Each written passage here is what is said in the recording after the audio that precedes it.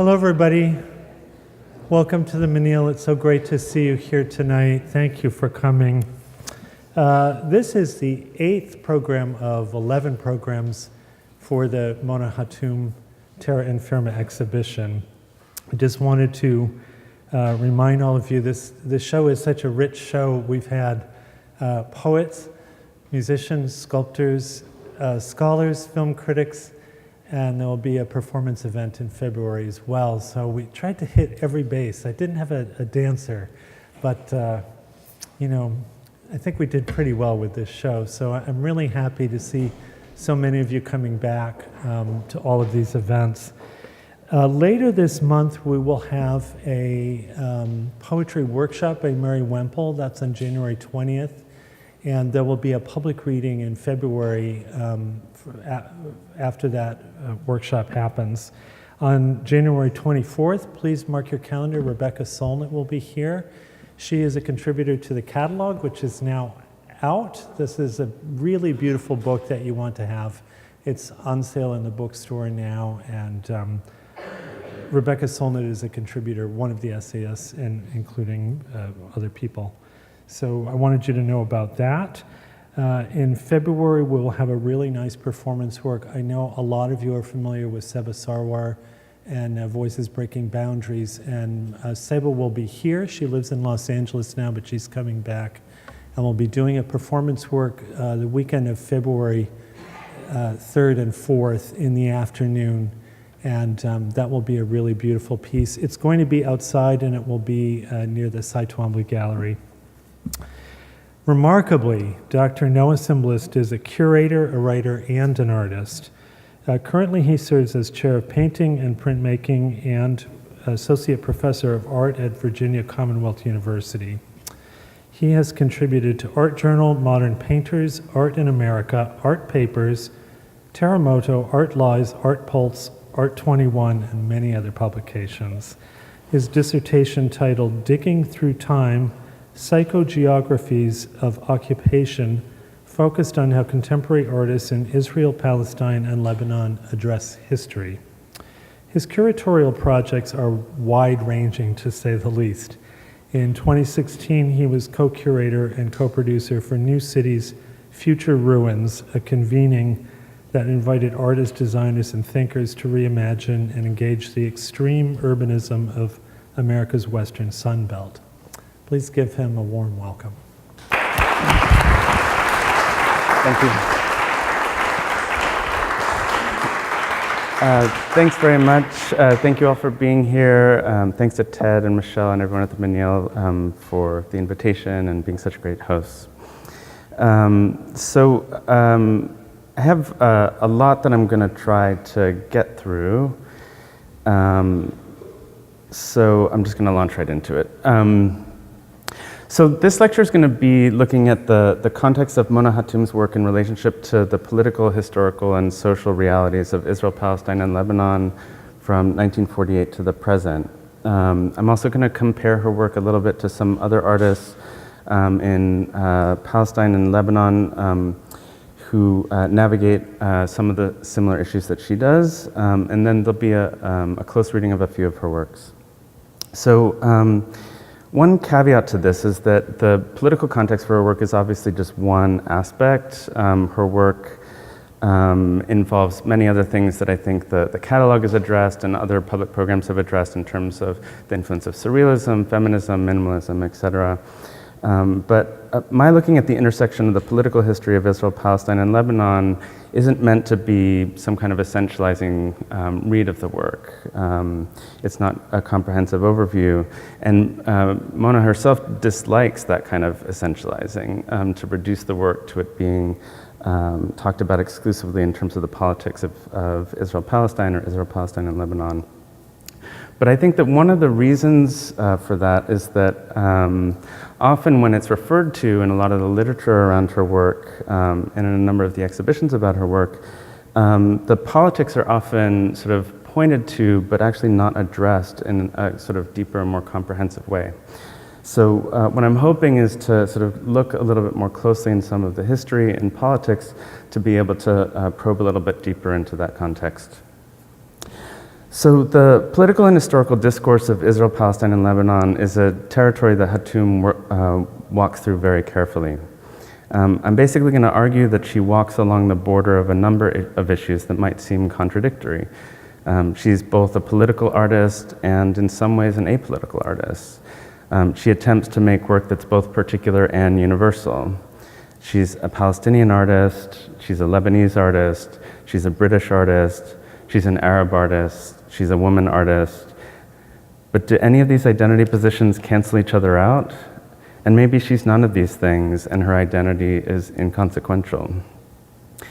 To inhabit the borderland between seemingly inherent contradictions, one must walk along a line as thin as a knife's edge.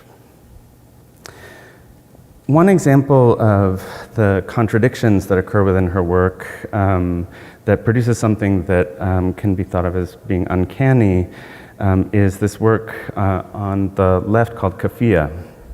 It was made between 1993 and 1999, sewn with human hair. The kafia is a traditional head covering. It's a sign of Palestinian nationalism, especially in the black and white form. It's also often used as a sign of revolution, including the armed struggle of what were called the Fedayeen fighters. Arafat, there on the bottom right, made it famous when he made a speech at the UN in 1974 wearing the kafia and folded into the shape of Palestine in the back. But it really first made its first entrance into the visual stage in the US media in 1969 when Leila Khaled wore one of them when she hijacked a TWA flight 840 to Athens. She wore the kafia as a hijab in this case as a feminist gesture. So what are the politics of this image? Aside from the potential problematics of equating Palestinian identity with terrorism, which these two images put side by side do, I did find something interesting in thinking about this work in relationship to textiles. And there was something I found in Julia Bryan Wilson's new book, Fray, Art and Textile Politics, that speaks to some of the complexity within it.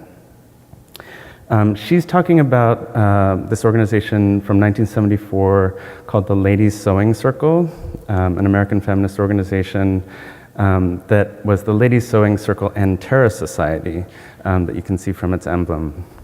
And she asks, quote, "What does it mean to imagine the sewing needle as a dangerous tool and to envision female collective textile making as a process that might upend conventions, threaten state structures, or wreak political havoc? The joke relies on assumptions about the very impotence of textiles and the assumed absurdity of decorous, quote-unquote, ladies, not women, but the more dainty or polite counterparts, fostering violent unrest," unquote. This is a work that embodies intersectional politics, feminism, global feminism, think of the politics of the hijab or gender politics within revolutionary struggles, as well as within normative societies in the US, Europe, or the Middle East. Palestinian revolutionary politics, and finally, the aesthetic politics embodied within the regimes of various media, the hierarchies of painting and sculpture above textiles, for instance. I could spend time on these intersections, but while I want to acknowledge that they exist, again, I'm going to focus primarily on the politics of national struggle.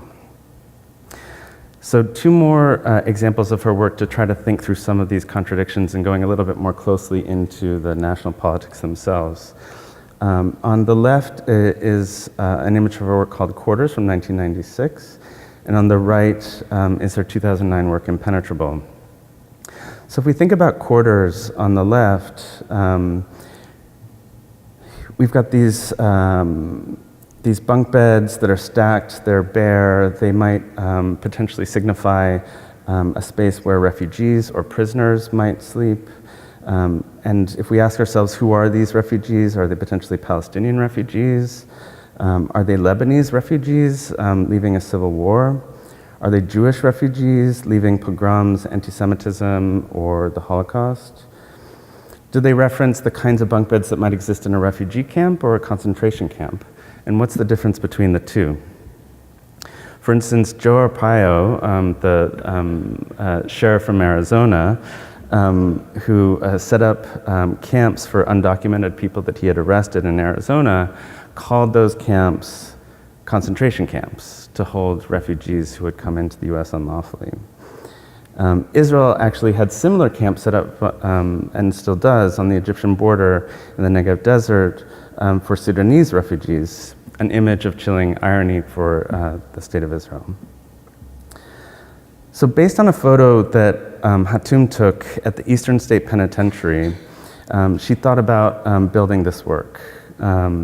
A prison, the Eastern State Penitentiary was a prison that was designed by the same principles of panopticon surveillance, originally invented by Jeremy Bentham in Britain. And the philosopher Michel Foucault has argued that this form of the form of surveillance, basically a guard who can stand in one place and see down the hallways to be able to understand what's happening in the space, and that you know as a prisoner that someone is always watching, even if you can't see that person watching you. What Foucault was basically arguing is that this was a form of control, a control through surveillance, and that form of control can exist even outside of traditional spaces of control like prisons, that surveillance could be an aspect of state control, that imprisons the subjectivity of its citizens. And in some ways, this is why Palestinians in Gaza or the West Bank are often referred to as being imprisoned, even if they aren't literally trapped within the confines of a prison's walls. If we think about impenetrable on the right, it's a cube made of barbed wire that often in the rhetoric talking about Hatoum's work, barbed wire signifies borders. But if we think about borders in general, can we think about borders that are more specific? Are these borders that exist between Israel-Palestine, like the wall between Israel and the West Bank, or Israel and Gaza? Is it the border between Israel and Lebanon? Is it the border that surrounds Israeli prisons and holds both Palestinian and Lebanese prisoners? Or is it the border that surrounds kibbutzim prior to 1948, or even contemporary settlements in the West Bank? Or is it potentially the barbed wire that surrounded the ghettos and concentration camps in World War II? The history of Israel, Palestine, and Lebanon is intimately linked to the history of the Jews in Europe, which is in some ways also linked to Foucault's analysis of modernity, which is that power was very much linked to science, logic, and Cartesian order. Now, thinking about a relationship between, say, Israel, Palestine, and the Holocaust, or Israel and Lebanon and the Holocaust, is a very controversial thing, but strangely a very common thing. It's just that it depends on your own ideology and point of view of how you're using the signifier of the Holocaust. Hatoum was a Palestinian refugee. Her parents left Haifa, a city in the north of Israel, for Beirut in 1948. And then her family basically became a refugee from the Lebanons Civil War in 1975 when she became stranded in London. So she's an artist who herself and her family have a history with diaspora and exile. And in terms of diaspora and exile, there's always the sense of having an image of home, right? Home, which is something that's not literally experienced, it's something that exists as an imaginary space. And similarly, that there's also an image of occupation, an image of borders, an image of displacement, which produces the very characteristics of what it means to be in diaspora or in exile. And so I'm very interested in how her work is thinking, not only with the imaginary as something that functions in relationship to how an artwork produces an image of something, but also how the diasporic subject also necessarily, and by definition, is constantly tied to the imaginary, always thinking about the imaginary origin and the imaginary home. So to think about an artist who is both diasporic and in exile and engaged with artwork is thinking about the imaginary in a complex and doubled way. So now I'm going to turn a little bit to a kind of basic overview of some of the political situations that constructed the current political situation. What do we mean by Palestine, Israel, Lebanon, or the Middle East?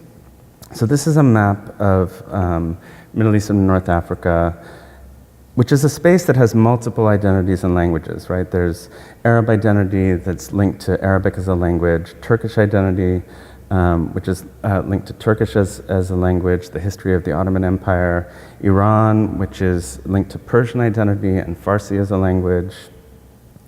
In terms of religion, there's Islam, both Sunni and Shia forms. There's a Jewish history, but that also is complex, that goes back much further prior to 1948, that include Arab Jews who in Israel are also called Mizrahim, meaning those from the east, which others might call them Sephardim, which is referring to those that were basically coming from Spain. Often the lineage of Jews who were in Arab countries had originated within Spain after the Spanish Inquisition in the 15th century, which had led a number of Jews to go to North Africa and further eastward. And then there's Christianity, which also includes not just the Crusades and Christian Zionists, but also Arab Christians, basically an indigenous population that were there at the beginning of Christianity. So this is a map from 1865 that is describing the Ottoman control of the region, which controlled most of this territory from the 15th century to the end of World War I, so 1486 to around 1923. And it's impossible to read, but this area here that we're focusing on, it actually says Palestina, which often, again, this question of the imaginary in these political discussions about Israel and Palestine, and some positions would say that Palestine does not exist and the Palestinian identity does not exist. Others might say that Israel does not exist and Israeli identity doesn't exist. But there are obviously these histories that start to track these identities. But another notion that the way that the imaginary functions in relationship to the region is the imaginary of the region itself. Not just an imaginary of home in relationship to diaspora and exile, but the very notion of the Middle East is a construction of the West, right? The term was invented in 1901 by an American geostrategist who used the term Middle East to describe the strategic interest for the US in the region. Edward Said's famous book from Orientalism from 1979 makes the argument that in essence the East, quote unquote, is really a construction of the West. It's a construction of the imagination of the West. So the East, in that sense, is just as much a part of the West as it is, and basically more so, a construction of the West and a part of the West. One example of this is the Italian filmmaker Pasolini, who made a film in 1964 called The Gospel According to St. Matthew. So this is, an Italian neorealist filmmaker who was also a Marxist and really had this idea that he wanted to depict Jesus as a Marxist. In his homeland, who was gathering the people and giving to the people and creating essentially this socialist environment. And he has another film that he made that was based on a site visit that he did first to try to understand the landscape and scout certain locations. And in this other film, he's basically, he has a camera, he's talking to the camera, he's doing interviews with other people that he meets along the way, and he's looking at the Jordan River and he says, "What is this dirty trickle? This is not the grand Jordan River that everyone has described." And he's talking about the mountains, and nothing seems like he had imagined it. Nothing seems like he had imagined it based on Renaissance paintings, based on all sorts of literature that had literally been the representation of the space that literally was a construction of the West. So, like many of his predecessors, Italian predecessors, he didn't depict Palestine itself. He literally shot the film in the south of Italy using Italian actors who were more true to his image of actually what Jesus and his disciples were. But that disconnect, I think, has a lot to do with sort of the projection and the construction of the imaginary of what the West is supposed to be. And this, in a lot of ways, is also part of the problematic, the other side of essentializing Mona's work to her Arab or Palestinian identity, right? To say that she must necessarily be the native informant from a space that she never even lived, to some extent, right? As a Palestinian, it robs her of her.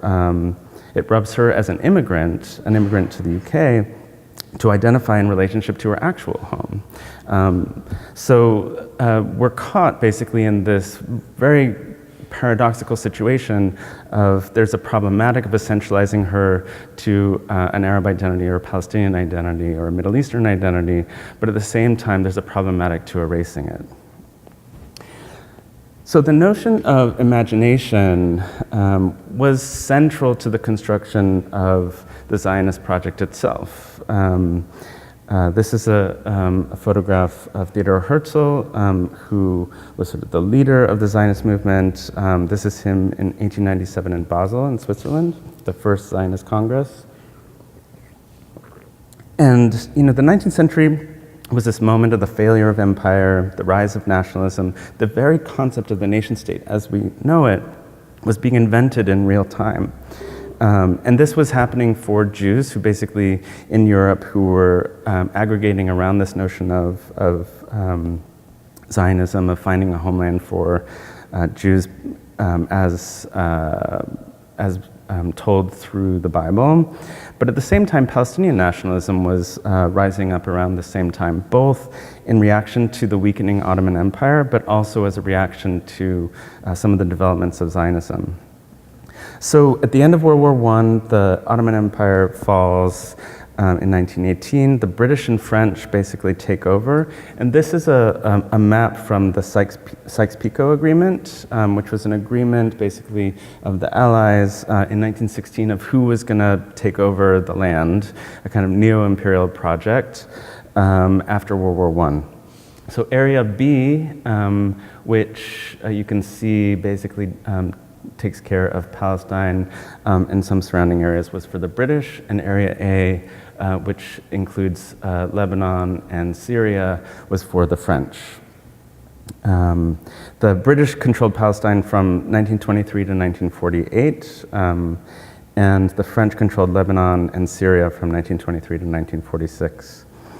In 1947, famously, the UN partitioned Palestine into an Arab state and a Jewish state. So the Jewish state was blue, the Arab state was yellow, and then Jerusalem here in the center was under international control. It was supposed to be this kind of neutral control outside of that. But the Jewish state that was declared as a part of this UN partition was seen by the surrounding neighbors as a kind of neocolonialism. And in 1948, there's a war that is called different things, the Arab-Israeli War. In Israel, it's referred to as the War of Independence, but Palestinians refer to this time as the Nakba, or the catastrophe. And basically there were armistice lines, which are called the Green Line, that resulted in the border of the West Bank and Gaza, and then the border for what became the Golan Heights. Then in 1967, there's another war. Again, these wars have different names depending on your position. It could be called the Six-Day War. Palestinians call it the Naksa, or the setback. And this is called the setback not just for Palestinians, but also for kind of pan-Arabism. Gamal Nasser, the president of Egypt, had really aggregated a lot of followers within the region towards a kind of pan-Arab identity that was pushing against a kind of Western colonial or imperial position. And the attack against what was perceived to be this kind of colonial state was supposed to be a kind of triumph of that pan-Arab alliance. But when Israel won, and not only won, but then occupied the West Bank and took it from Jordan, occupied the Gaza, took it from Egypt, and occupied the Golan Heights, taking it from Syria, it was called a setback. And a setback is, sort of a nice way of putting an absolute catastrophe. It was the end of Pan-Arabism that really began a whole new phase into the politics of the region. But both in 1948 and 1967, Palestinian refugees spread out from Palestine. In 1948, there were around 750,000 refugees that went primarily to Jordan, Lebanon, and Syria. And there are refugee camps to this day that I'm going to speak about for a little bit as well. But Palestinian resistance was based in Jordan, actually, until around 1970. This is a still actually from a film by Jean-Luc Godard called Ici à l'heure, Here and Elsewhere, where he was accompanying the Palestinian Fadain, or freedom fighters, to sort of as a kind of alliance of the Internationale. This is a time in the 60s and early 70s when a lot of imperialist struggles, Marxist struggles, communist struggles, Maoist struggles were looked at in alliance with one another. So Godard, who very much was a Marxist who was in alliance with the sort of French underclass, was looking for ways to find common ground with others, including Palestinians in Jordan. But Jordan was in many ways destabilized by the huge Palestinian presence, and especially as you had PLO fighters attacking from Jordan into Israel and then retreating back to Jordan and then Israel retaliating, Jordan kind of got fed up with this. And they pushed all of the PLO, including a massacre that's called Black September, out of the country. And that led them to going into Lebanon. So then you have the PLO based in Lebanon, and from post-1970, and that then leads to the Lebanese Civil War. It's not the primary cause, but it is a major factor. So Lebanon, again, sort of remembering, this relationship of Mona and her family between Palestine, Israel, and to Lebanon, and what is the civil war that had, that led her to not be able to return.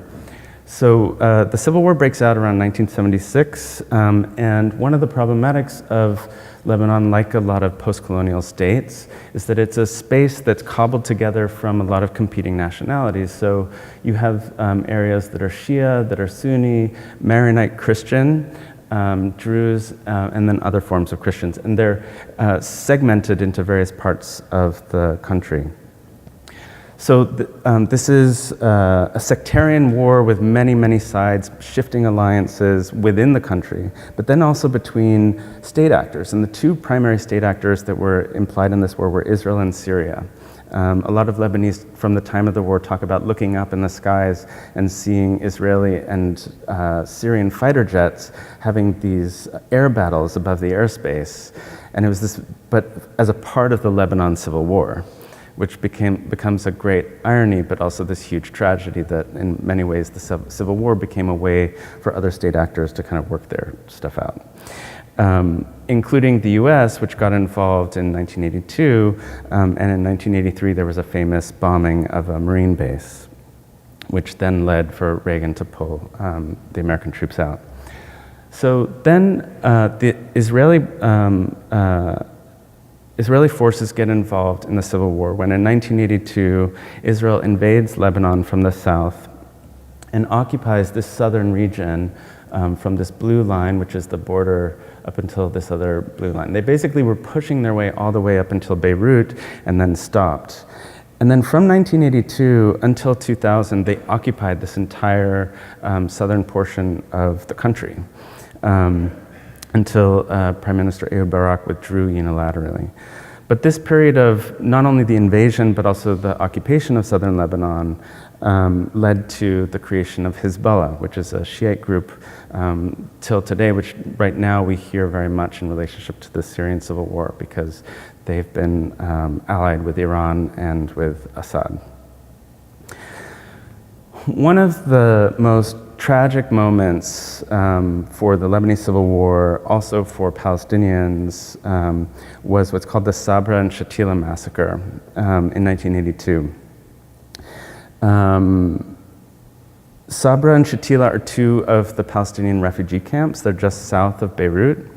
And as the Israeli army was doing maneuvers, they basically had surrounded these two refugee camps, but pulled all of their soldiers out. And they made a deal with a Christian militia who then went in while the Israelis had surrounded a kind of blockade around these two refugee camps. And there was a massacre of various numbers, some noted as being around 3,000 Palestinians that were killed that day. And this is something that's referred to again and again by people in Lebanon and Palestinians in particular, thinking about the Israeli complicity with this action. In 1987 is the First Intifada, the first uprising. And this is a major shift in terms of Palestinian national identity. Up until now, you had the Fedayeen, basically these freedom fighters or terrorists that were sort of embracing military action as the primary mode of national determination. But in this case, the uprising was first marked by organizing, by strikes, by sort of teach-ins, and also there were protests, but the protests were in many ways less militarily oriented and much more facing towards the cameras of the international media. There's stories that both Israelis and Palestinians tell of this time of young kids coming out onto the streets, throwing stones, burning tires, sort of the typical protest that we associate with Palestinian protests. And the TV crews would come out and they'd sort of be a whole line of them filming. And then at one point, there was some other story that broke and they all had to go. And as soon as the TV crews left, all the protesters left as well. Which some, on the sort of, some aspects of the Israeli side may say cynically that, they weren't really protesting, they were just like angling for the cameras.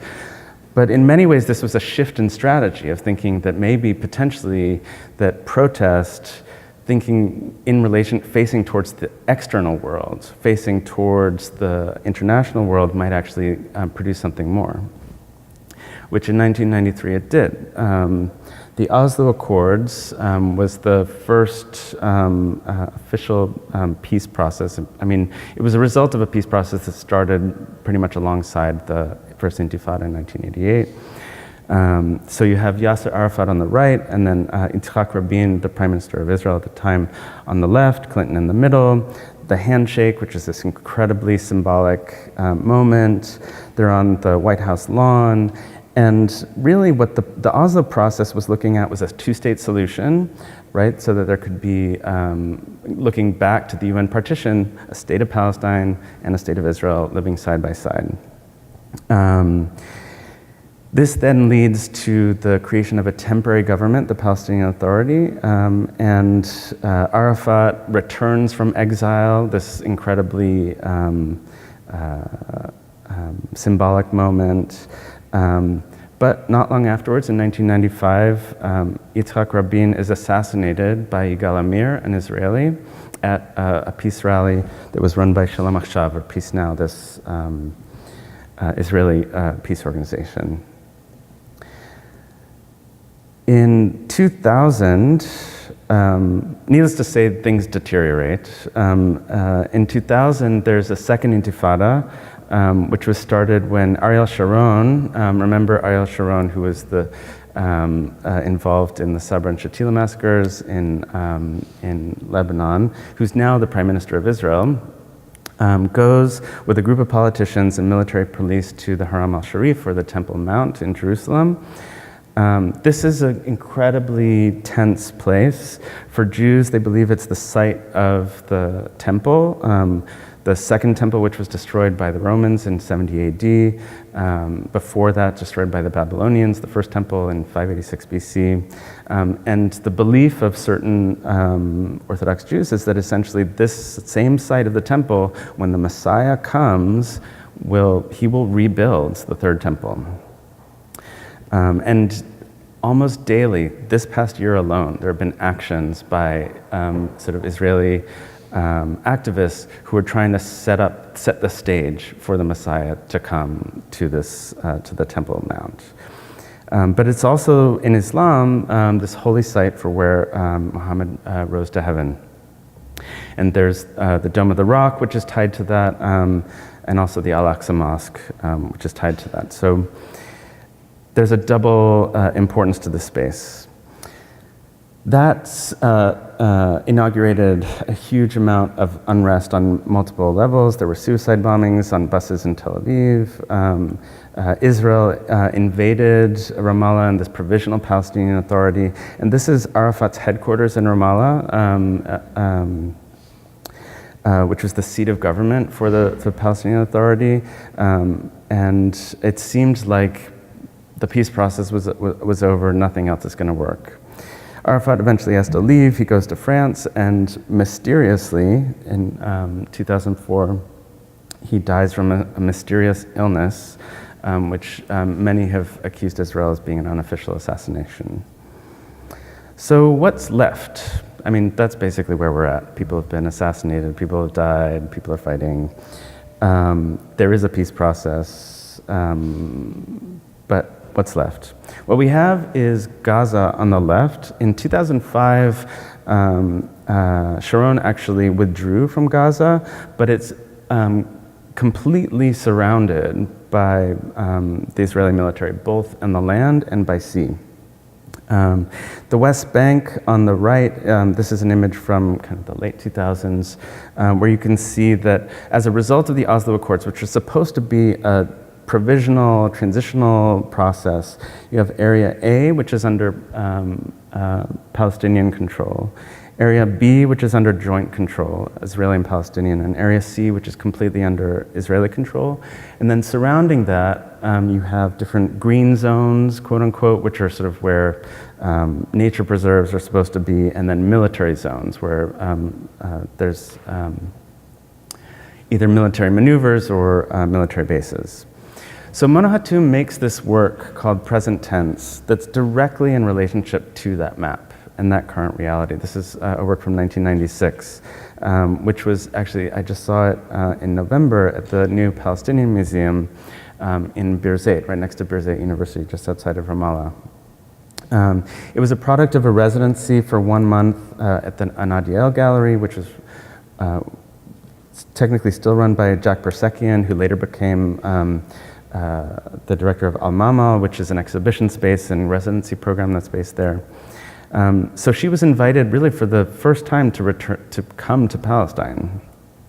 And she makes this piece about the current political reality that's based on the Oslo Accords map.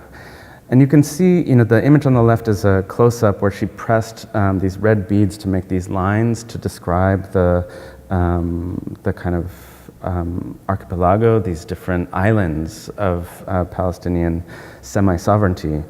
And it's pressed into soap. And this particular kind of soap is olive oil soap that's known for being produced in Nablus, which is a town in the northern part of the West Bank. Nablus soap is actually sold throughout the Middle East. You can get Nablus soap in Dubai, Abu Dhabi, and Lebanon, and Damascus. It's very famous as a producer for the soap, and you recognize it both by the shape, the square shape, and the smell. But a number of Israelis had come from Tel Aviv to the opening and were shocked to see this installation of soap, thinking that it reminded them of concentration camps. There are these stories of how Nazis had actually made soap from the human skin and fat of Jews that were harvested in the death camps. And so here, once again, you have this kind of competing sense of signification, right? Like, is this Nablus soap, or is this, ultimately a signifier for the Holocaust? And are they separate? Are they related? And if they are related, how so? And so I don't have an answer to that, but I do think that it's actually really interesting for us to think how we do reconcile these competing contradictory readings. So the conditions on the ground of of the West Bank right now don't just involve these kind of separated communities living isolated from one another. They also include a lot of daily actions, like this is a housing demolition. I actually took this photograph at 4 in the morning. I was working with a group called the Israeli Committee Against Housing Demolitions, researching a piece by the Israeli artist Yael Bartana, who had done a video project called Summer Camp that was about this building camp, which is a kind of act of civil disobedience to rebuild houses that have been destroyed by the Israeli authorities. So I'm working with this group. They say that we're going to do this action at this Palestinian house in Beit Hanina, this neighborhood just in East Jerusalem. So I go with them, and it's this house by this guy Abu Aisha, who's kind of a bigwig in Fatah, the major political party within the Palestinian Authority. And it's huge. It's 3 stories. On 2 of the stories, there were 2 separate apartments where people were living. And I arrived there, and there's about 100 people.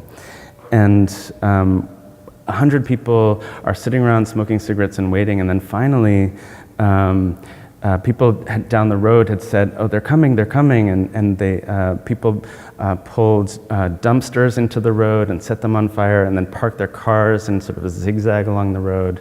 But then these kind of semi-tanks kind of pushed all of that aside. Everyone runs into the house, closes the shutters, sits down on the floor, and is singing like "Allahu Akbar, Allahu Akbar, Allahu Akbar," and then you hear this like bang, bang, bang on the door, and a brigade comes through. And this was just 2 seconds after that. And they come in with dogs and guns, and they've got flashbangs and tear gas, and they clear the whole thing, drag everyone out. And that then sort of leads to a spontaneous protest, like where there's a cordon of police and military police, and then the military behind them. And then on the other side is people sort of spontaneously making signs and having chants and things like that to try to get them to stop and to give some kind of international attention. And this is the kind of thing that happens daily. I mean, there have been almost 30,000 housing demolitions since 1967, and they've only increased in recent years. And this is what the house looked like that morning after they had destroyed it. So aside from housing demolitions, there's checkpoints that are kind of daily ritual for people to be able to get to work or get to the hospital. This is the checkpoint between Bethlehem and Jerusalem. There's also a wall that separates not just the Israel and West Bank, but also oftentimes will encircle particular areas within the West Bank, because if there's settlements with Jewish populations, to make them safe, they have to sort of keep all of the Palestinians away from them. So it's not just a wall that's along the green line from the 1967 border. It's also a wall that snakes its way in to protect a lot of other situations.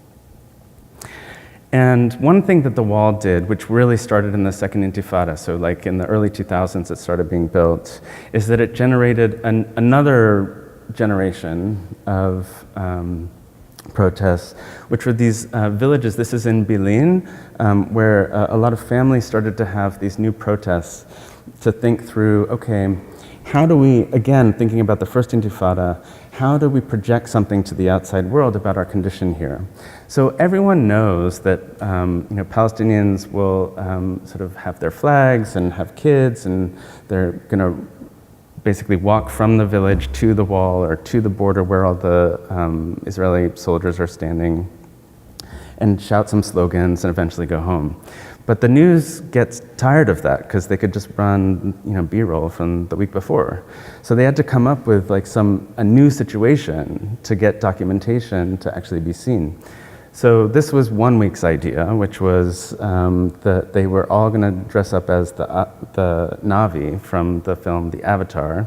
And if anyone remembers the film, essentially it's a story of this indigenous tribe who this kind of militarized industrial company is coming in to take their land, and it becomes a kind of narrative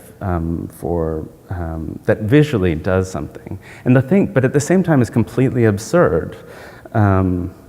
when you see Navi being hauled away, into by Israeli soldiers or running from tear gas. The most recent version of this is a young woman named Ahed Tamimi. That's her on the right from a few weeks ago. She was arrested and indicted for slapping a police officer, but that's her on the left. She basically has become very famous as a kind of precocious protester. But she wasn't just protesting for any reason. Her cousin had just been shot in the neck. Her aunt and her uncle had both been shot and killed. This is the current reality of living under occupation. The peace talks are dead, and everyone on both sides is cynical. So back to Hatoum. Again, her family left Palestine in 1948. She's born and buried in 1952. And when we think about this piece, one thing I think about is sort of the diversity, but at the same time the similarity of a lot of Palestinians, right? There's Palestinians in the West Bank, in Gaza, in refugee camps, including in Lebanon. And in Lebanon, Palestinian refugees are not Lebanese citizens, even if, like Hatoum's family, they actually had arrived in 1948. Lawfully, they don't have Lebanese citizenship, any of the generations since then. The UN actually runs the refugee camps, so they're they're a space without sovereignty in addition. And then there's also Palestinians that exist within the state of Israel that are often referred to as 1948 Palestinians. But all of them share the memory of the Nakba, the 1948 war, and the awareness of the current condition of occupation and the right of return. The idea that at some point that all Palestinian refugees have the right to return to either their homes or their land. So when we think about a piece like this called Waiting is Forbidden, which the catalog for the show and a lot of things have sort of talked about the fact that this is based on a sign in Egypt that is basically a no loitering sign that's been adjusted. But when I think about waiting in relationship to her work, I often think about waiting as a Palestinian condition, waiting for return. So there's the right for return, but at the same time, one's waiting for return. And for mainstream Palestinians, that waiting is encouraged. But for Israel and for Israeli authorities, that waiting is forbidden. One shouldn't wait for return because the return is never going to happen. And the dominant Israeli narrative is that essentially Palestinians should want to normalize the current condition. However they're living, they should suck it up, develop their lives, and move on from there. But then this question of the return asks, well, what does one return to? If one has a right of return and one is waiting for return, what is the return and what signifies the return? So this is a photograph of a wedding in Haifa in 1930, a Catholic Palestinian lawyer and his wife. And what this does is it helps us to imagine a memory from before the Nakba, which might point towards some notion of how we imagine what might happen after the return. Aside from that, the image on the right, which is an image of a refugee camp that was established by the UN immediately following the 1948 war, the return also is signified not just by the moment before, but what the Nakba often refers to, which is the condition of waiting. The condition of waiting as a permanent refugee. One thing that symbolizes it is the tent or the camp. Another thing is the key. The key is something I'll talk about in a minute. The house that one left behind, the land that one left behind. And in many ways, all of these things become signifiers for Palestinian identity. So when we think about a piece called like Homebound from 2000 of Mona Hatoum's, maybe it's an image of being trapped in a domestic space like the refugee camp. A provisional home, not a prison, but like a prison. And again, what's the difference between a camp and a prison? And again, when we think about the freedom to live within a space as a domestic space, is that freedom, especially if we're thinking again of Foucault and the panopticon, and our gaze as we approach it, and how we become complicit in activating a kind of control that exists in this space. Does a domestic space have to look like a prison to be a prison? This is an image of Ahed Tamimi in her house not long ago during one of the many raids by Israeli soldiers, which often occur in the middle of the night, like this 4 a.m. housing demolition. So that's her on the couch. And you notice that there's a group of Israeli soldiers that are wandering through the house, but their guns are present, but they're not drawn. There's no overt threat of violence, but there is a smartphone. Right? Like there's this sense of documenting, looking. Often these raids are used to document the faces of the children because they will grow up to become the stone throwers, so that later on they can identify them through raids that will be coming to arrest them. So I'm going to take a little bit of time sort of at the end to think through some comparative examples of other artists that use some of these signifiers. So this is the entrance to the Aida camp just outside of Bethlehem.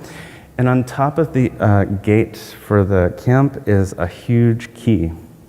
The key is probably the most common signifier of the Nakba. Many Palestinian families, literally, they were running in 1948. They thought it was only going to be a few days, and then after the hostilities went down, they could go back to their houses. So they had a suitcase, a key, and they never went back. And the main thing that they can prove about their home being their home is this key. And these were Ottoman era keys, so often they're like a foot long and iron.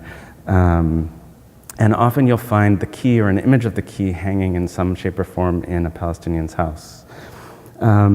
So for the occasion of the 7th Berlin Biennial in 2009, the curator at the time, Artur Zmijewski, a Polish artist who had spent a lot of time in Israel-Palestine, invited Khaled Hourani, who's an artist based in Ramallah, and a group of activists to bring the key to Berlin. So they took it off the gate of the refugee camp. They brought it to this port. It then gets installed in Berlin at the KV. Sorry, that image for some reason disappeared. Which the Kunstwerk, which is this contemporary art space. And it became a space for the Palestinian population of Berlin to talk about the right of return, but it also was a gesture for Zmijewski to think about the relationship between Germany and its complicit relationship with the state of affairs for Palestinian identity today. But one thing about that is that it's using the key, this very traditional signifier of Palestinian identity, and it's longing for a return. The key is always longing for the return. It's predicated on a kind of nostalgia. Another group called Campus in Camps is an alternative to the Key of Return. It's run by Alessandro Petin and Sandy Hilal. It's based in the Daisha refugee camp. It was started in 2012.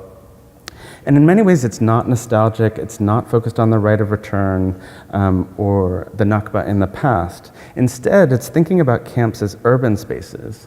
So this is a montage that was made by one of their artists in residence that puts together, on the left side of that road, you can see an image of the camp in 1948.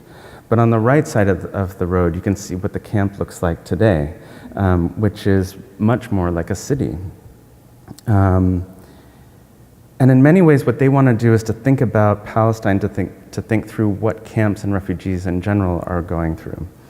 So the current cities that are these camps are filled with 3 to 4 generations of refugees. But one of the problematics when we think about this notion of waiting and the right of return is that if one stops waiting and turns their attention to things like public space, education, all of the questions of urbanism and the social sphere that one might want to attend to, If one spends too much time and attention on that, then one is normalizing the conditions of the occupation, right? So often, these camps, which have become cities, are cities that are in a permanent state of waiting, right? Like they never want to make long-term plans. And consider a city that never wants to make any long-term plans. I mean, we have our own issues, but these things are on a scale. A second thing that Campus and Camps is also working against is the image of the Palestinian as a refugee, which necessarily is a victim in a permanent state of waiting, or any other cliche of the Palestinian as terrorist or freedom fighter. This is an image from a bar in Ramallah. Palestinian society is actually, has for many years actually been quite cosmopolitan, but right now has become even more developed. There's coffee shops, boutiques, art galleries, alternative spaces, very much like Tel Aviv or Beirut or Berlin. So this is in the yard just outside of the Campus and Camps space, just outside of the Daisha refugee camp near Bethlehem. And they they have seminars that treat camps as cities, that think about how to design a public square, how to think through a public pool, thinking through notions of the commons, and the commons not just as a sort of mid-2000s buzzword that's like pulling from theorists, but literally tied to this notion that in Arabic is called al-masha, which is thinking through a very different notion than a kind of typical kind of neoliberal capitalist notion of how a community functions in relationship to a city.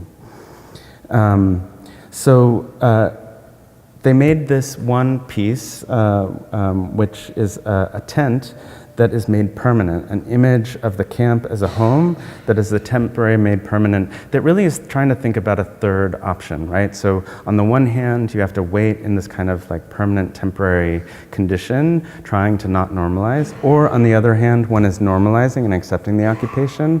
But what Campus and Camps is really trying to theorize and propose and even plan is a third option that could actually still address the social realities of a current condition, but at the same time demand the right of return and demand equal rights and not the current state of the occupation itself.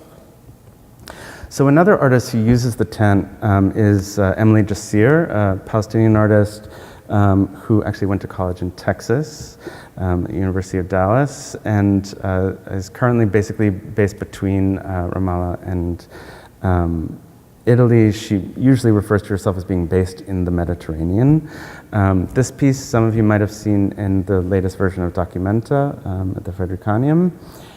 It's called Memorial to 418 Palestinian Villages which were destroyed, depopulated, and occupied in Israel in 1948.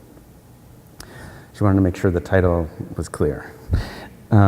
It has the names of these villages sewn onto their sides. It actually was shown here in Houston at the Station Museum in 2003 at an exhibition called Made in Palestine. And it's meant to function as a memorial to the tent, to the refugee camp, and a memorial to the lost villages, to the Nakba. But in many ways, it's very different than Campus and Camps, and I think is more similar to the Key Project, right? It's using pre-existing tropes and also thinking in a standard kind of nostalgia.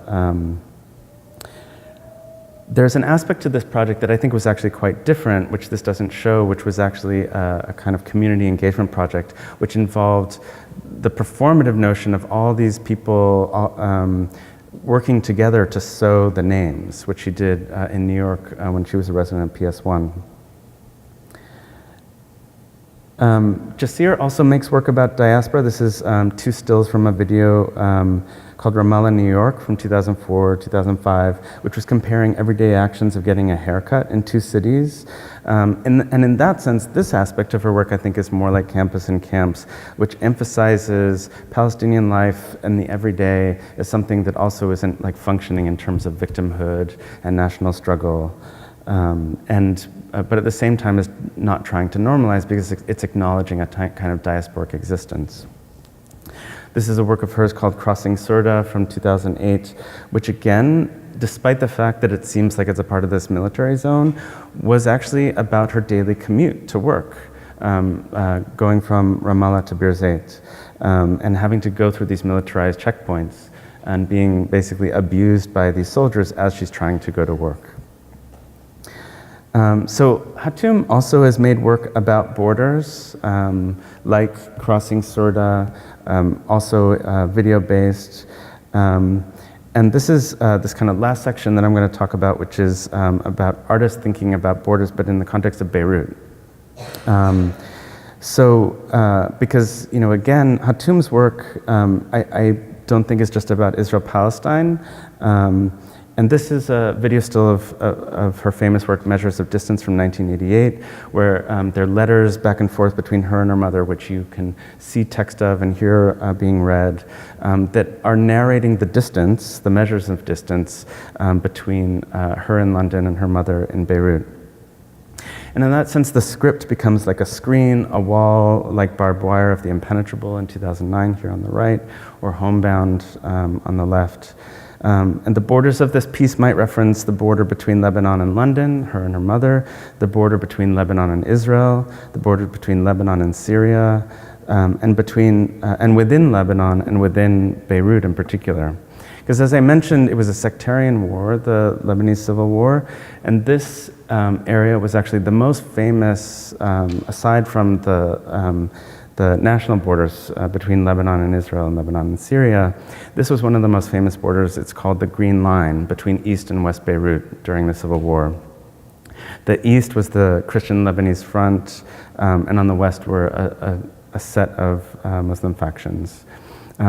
Beirut prior to this was called, quote unquote, the Paris of the Middle East before the war, but it was destroyed, much like Aleppo in Syria now. But after the war ended in the 1990s, there was a lot of urban development, and here you can see a building that's kind of a remnant of what happened in the aftermath of the Civil War, and on the left, a piece that, a new building that's being built that looks like standard gentrification anywhere. And this I just shot like 3 years ago. In many ways, Beirut has become a playground for the Gulf, with new shiny buildings that could be real estate investments, but also places to be able to, say, like drink alcohol where they couldn't in their home countries.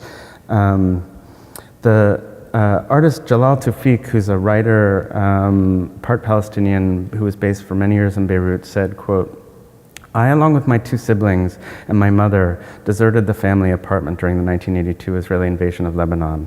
Did this make the apartment a ruin? Yes, and not, because it was severely damaged and burned during the last days of the offensive. Even after it was restored, it remained a ruin," unquote. The renovated apartment is a copy of what it was before it was deserted and destroyed, but that copy can never be the original, and as a result, always points to its destruction. In this sense, the true ruin is the new building. To illustrate this idea, Tawfiq tells a story about a vampire in post-war Beirut who's looking for the perfect ruin, and with the help of a realtor, goes from one destroyed building to another, but can't find the perfect ruin. He's constantly dissatisfied until he finds a brand new building and buys it. The realtor was confused, but at that moment saw the seemingly young vampire as old and the seemingly new building as a ruin. In this sense, the newly constructed building is haunted by the destruction that led to its construction, its becoming. The question of the ruin in architecture, which was for a lot of artists in Beirut a way of negotiating post-war memory after the Civil War ended in 1990. And there was a generation of artists that dealt with memory and trauma immediately following this, using the archive, film, and photo in addition to performance. It's an incredibly vibrant scene, including the Beirut Art Center, Ashkal Alwan, which is a alternative school and exhibition space, the Arab Image Foundation, which is an archive of photographs from the whole region. And there's a lot of artists that you might recognize from this generation. Walid Rad, who's known for his project, the Atlas Group, Akram Zattari, who makes photo and film, is based in Beirut, Rabi Maroua, who does these performances, in addition to artists like Walid Sadek, Tony Shakar, Joanna Haji Thomas, and Khalil Jouej. So even though, so I've talked a lot about artists, but one artistic strategy exists separate from artists per se, which is called the boycott, divestment, and sanctions movement. Started in 2005 by Omar Barghouti, this has actually become an incredibly powerful force within the art world in dealing with questions related to Israel-Palestine. It's meant to be a nonviolent form of resistance that's against normalization. The Oslo era produced so many exhibitions, symposia, conferences, book projects, where Israelis and Palestinians would sit side by side and, like Arafat and Rabin, sort of shake hands and produce something. But these Omar Barghouti and a lot of the artists and activists that are organizing BDS are thinking that actually what they produced is what happens through cooperation, is basically a sustaining of the status quo politically and culturally, because it's not a level playing field. In fact, today, so boycott, divestment, sanctions includes three aspects. The divestment means basically not any group not investing in Israeli companies or the Israeli state. And today, the New Orleans City Council actually voted on a resolution in favor of divesting from, it's the largest city in the South that's done so. But the boycott plays itself out in a lot of exhibitions as well. And it basically says that one can't take money from the Israeli government, one can't work with Israeli institutions, but it does not boycott individual Israeli artists, technically. One example of this was in the Sao Paulo Biennial, which was curated by a team that included Charles Escher and the Israeli curator Galit Eilat. And the problem all came down to a logo. At one point, a couple weeks before the opening, they were putting up the logos, and one of the artists, Tony Shakar, one of these artists from that Beirut post-war community, happened to notice that they were putting up the logo for the Israeli consulate. And the artist went to the curators and said, "What's going on? Like, we can't take money from the Israeli government." And so she said, "We didn't organize this." So they then went to the director of the biennial, which is it's a different structure, right? Like, there's a CEO who takes care of all the business, who has absolutely zero creative control. But at the same time, the curators have zero control over the budget, meaning like how the budget is structured. So the artists, 55 out of the 68 artists, and including all of the curators, threatened to boycott if they didn't return the $40,000, which, like, in relationship to the budget was nothing. And there was a week of negotiations, daily group conversations among all the artists and curators. And one of the things that was really interesting is it's a group of Latin American artists primarily. The Sao Paulo Biennial is, like, historically a center for Latin American artists, and also Latin American artists that are dealing with political issues from the region. And there became also a question about competing political struggles, right? Like, we want to be in alliance with you, but at the same time, you know, I'm making work about this indigenous group in Peru, and, like, in basically being in solidarity with your struggle, do I sacrifice the visibility of my own? They eventually worked out a deal that was a kind of compromise that a lot of people weren't happy with, but they made it, which was that it was a budgeting thing. Essentially, the $40,000 was literally going to only be line items for 3 of the Israeli artists. And it was as if they went, and it wasn't going to go through the biennial, it was going to go directly to the artists. So, you know, they eventually put up the logo to signify that, but at the opening they had 2 guards standing in front of the logo just in case there was trouble. Just a couple more slides. This is the wrap-up. One other thing about the boycott is that it forces us, you know, this is something that happened in Sao Paulo. Like, you know, I've been talking a lot about the region of Israel, Palestine, Lebanon, but how does Brazil get wrapped into this? There are a lot of reasons why Brazil is wrapped into it, but that's for another talk. But the thing about the boycott is it asks us about our position and our choices that we make from outside of the conflict. And it asks us to think about our own relationship to these politics as Arabs, as Jews, as Muslims, as Christians, and as Americans. How is Israel-Palestine imagined in the United States? I mean, the US annually gives $3 billion a year in military aid to Israel. It's the second highest amount of foreign aid, second to Afghanistan. Until the war on terror, it was the first. Then the second thing is within the civic life and American Zionism. This is an image from AIPAC, the annual conference for the American Israel Public Affairs Committee, where major US and Israeli politicians, almost every US president has had to make some kind of appearance. And in many ways, what this signifies is another industry, a private industry, which is $1.4 billion a year, which goes from Jewish American philanthropy to Israel, supplementing the $3 billion a year in military aid. And in that sense, like through this kind of diasporic imaginary, through American Zionism, we once again are sort of caught in this way of thinking about things, not unlike how Edward Said describe things. So for myself, I'm complicit.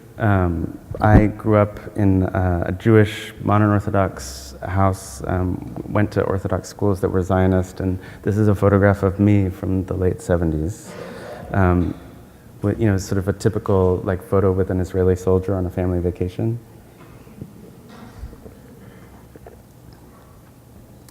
And then, and I became secular and started to think through my own sort of Zionist background. But what really, really was transformative for me was actually moving to Texas. And moving to Texas during the Bush administration in 2003, after September 11th, during the war on terror, when Al-Qaeda, and now we can think through these terms like Hezbollah, Hamas, Fatah, the PLO, were all conflated as one group. The Muslim was the same, the Arab was the same, it was all about a sameness. And the sameness that was a distancing and an othering. It wasn't until I came to Texas that I actually learned about Christian Zionism and its power. And actually its power that has really taken over some of the power of AIPAC. Part of that, I think, has to do with the Bush administration, but a lot of it actually is in the current administration. So this is the Reverend John Hagee on the right, who's based in San Antonio. He runs a group called Christians United for Israel. And his influence, and Christians United for Israel's influence, was cited by most news sources as the primary reason for the announcement of the US move of the embassy from Tel Aviv to Jerusalem. It wasn't Jewish American influence, it was Christian Zionist influence that made that happen. And again, this notion of the imaginary of Palestine and the imaginary of the Messiah and what happens after the Messiah arrives and who the Messiah is in the first place, all of that is at play. Last image. So this is a kind of sister piece to a piece that's here in the show. This one's called Interior Landscape. And one thing in this piece that I'm really struck by is the form of Palestine that's made from a hanger on the right image, and that also is embroidered in hair on the pillow on the bed. And I'm thinking about this singular image of Palestine and wondering if it signifies an imagined past, like the pre-48 past, the pre-Nakba past, the sort of the whole that was broken and fragmented into the current condition of diaspora and exile that can be reimagined towards an imagined future, right? The post-Nakba, the post-return, a return back to a kind of synthesis, right? After the fragmentation, that one can come back to everything is whole again, and then Palestine, a unitary form of Palestine represents that. It's very different than an image of a two-state solution, but the current conditions on the ground that I've talked about a little bit, whether it's settlements, highways that are designated for either Jews or Palestinians, the way that industry functions, the way that housing demolitions, checkpoints, the wall itself. The conditions on the ground, the art historian Ariel Azulay has called a one-state condition. It may not be a one-state solution, but at the end of the day, it's actually a one-state condition that exists today. So the question really for everyone right now is whether this is going to be imagined as a one-state solution that moves beyond the condition. And that solution really right now has two options. It's either going to be a secular binational state with equal rights for all Jews and Palestinians, or Israel annexes the West Bank and Gaza, which there have been bills introduced recently to do, which basically turns it into what's been called by many as an apartheid state. So this is the decision for Israel, for Palestinian and international leaders, and for us as well to make. One of the things I think is interesting is, again, this question of the specific versus the universal. This image of the singular Palestine is something that is incredibly specific to the kind of regional conditions on the ground there. But everything that we see about the complicity of the US and other nations and the way that, whether the boycott or other countries and the way that we've functioned in relationship to Israel, Palestine, Lebanon historically, is that we're always already involved now. So this isn't a story of some other place. This is a story about an artist negotiating with a situation that I personally think that we're all involved in. Thank you.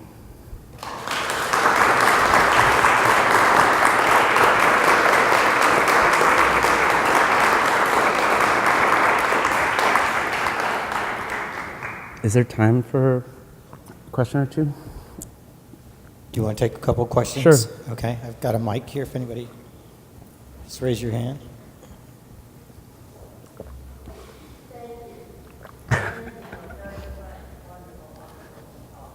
Thank you.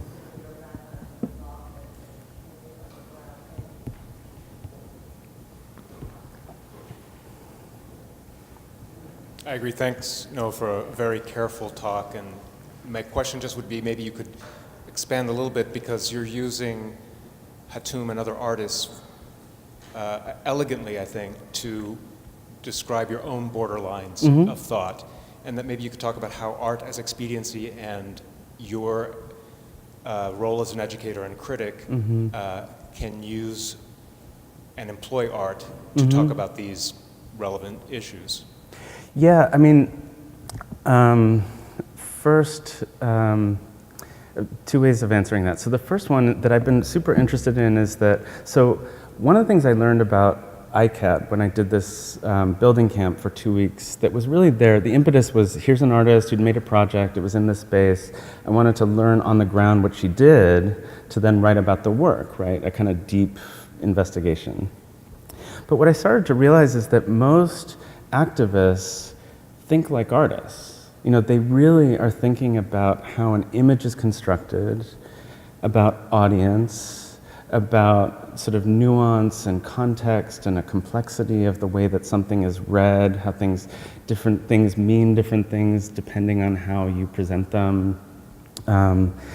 And literally visual images and moving images. So like ICAD, for instance, you know, it's this act of civil disobedience to, like, you know, the house that I helped build over the course of 2 weeks was destroyed within a month. You know, it took like 2 weeks. 40 activists from all over the world, including Spain and Northern Europe, like America, had come in to like build this thing. It cost all this money, and it was literally just flattened again. But the destruction doesn't draw any kind of attention. You needed a kind of inversion, right, to actually have people to think about it, right? Like the construction of it helped people to pay attention to it much more. And the construction as a performative act. I thought of this very much also with the the flotillas to Gaza. There was a famous one, the Avi Marmara, that came from Turkey and created this whole international crisis between Turkey and Israel, and these people were killed, and et cetera. But again, they were carrying medical supplies, but the whole point really was a symbolic break of the blockade, and also the peace process itself. When you read the books of the people who were involved in it, like who sits where and what the size of the table is and what the spacing is and what the order of what people say is and how you decide on what you're going to decide, all the things that people make fun about meetings, is actually the way that international diplomacy works. So you've got diplomats who are working on a primarily symbolic level. You've got journalists who are working that way, and you've got activists who are working that way. So for artists, it's I think what's good about artists is that we can see that as that, right? And then what we can start to do is to not just break it down in terms of its constituent parts, but potentially even improve on it, right? To improve on some of these different gestures and to think through things in more complex and more nuanced ways. And the great thing about art is that it allows for contradiction, right? It allows for nuance in ways that that often a certain kind of activism that needs one note or artists allow for that kind of multiplicity. And so for me, often I find that in my teaching about these artists, and that is not just in the classroom, but when I write for publications or curate exhibitions or have discussions like this, it's if I just did the history, it's so horrible that people either are depressed or they shut down. But there's something about the way that artists engage in it that opens up possibilities that are outside of the realm of how we usually experience these things. And you'll notice that very few of the artists that I talked about actually involve guns or protests or burning tires, the tropes that we see from the news. They're looking for other things. And that is not just like a visual problem or aesthetic problem. It's actually a political problem. Like, how do we look for other ways of talking about it? Thanks.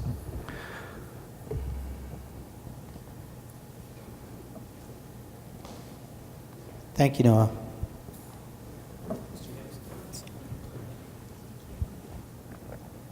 Hi, thank you.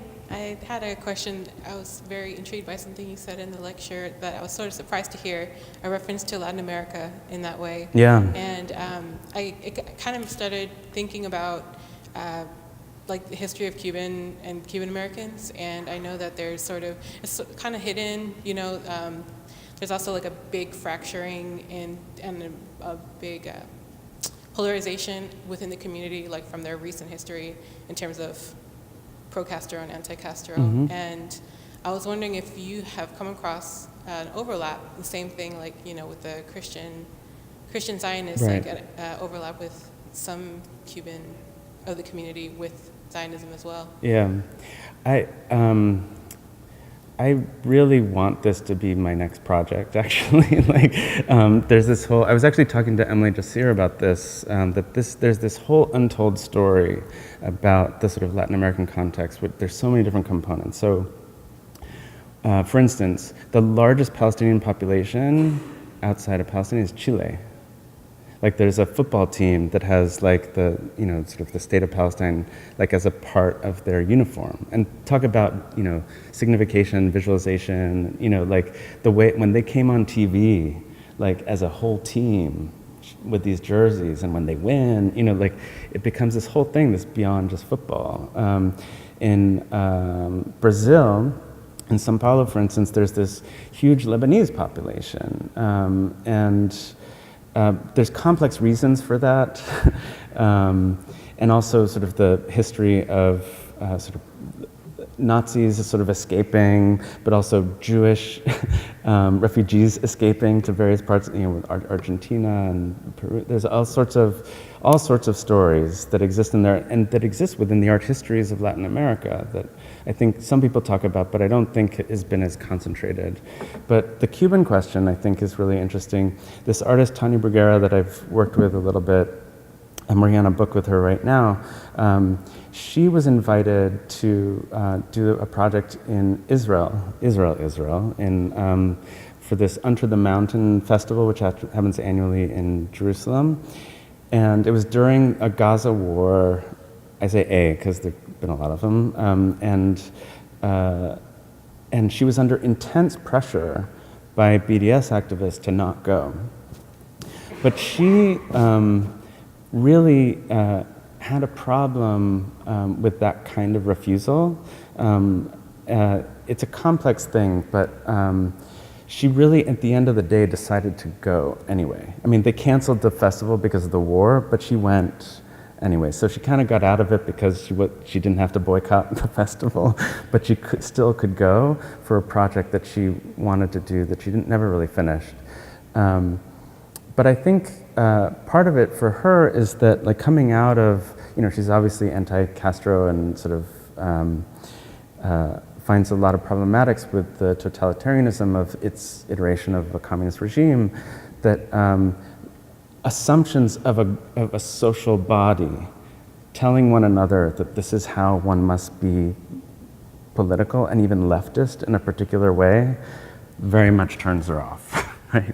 And so in this context, she wanted to try to find another option without necessarily being a kind of like Zionist normalizer, to find another option. So there's a lot there in the Latin American thing. Okay, thank you very much.